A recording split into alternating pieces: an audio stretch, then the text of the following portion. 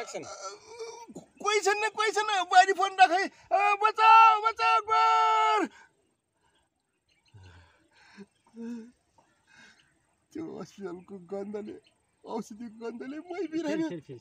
बत्तिस बिरामी भयो भनेर के मनमा सोध्दै हिँड्थे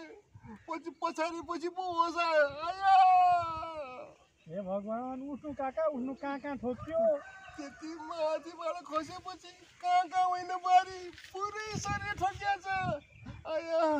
मेरो विचारमा मेरो ढाडै गयो जस्तो छ आया अब म एकजना बास श्याम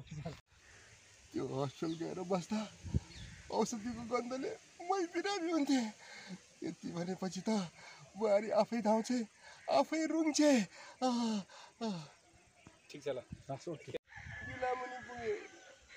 दिलामुनि पुगे होइन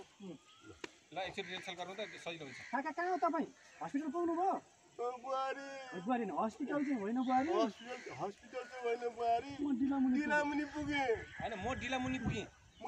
पुगेँ भतिज बिरामी गयो भने मनमा के कुरा खेलाएर हिँडेको भतिज बिरामी गयो भनेर मनमा के कुरा खेलाएर हिँडेको एकैचोटि पछाडिएपछि होस् बोल्यो उठ्नु कहाँ नचाहिने कुरा गरेको बुहारी उसलाई सर्प मारेछ कसले किन मारे यार सर्प मार्नु हुँदैन नि त्यसरी